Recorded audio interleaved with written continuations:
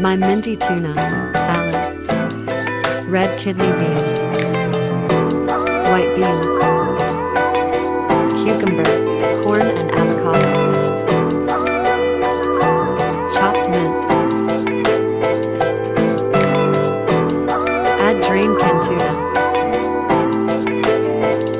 Juice of 1 lemon.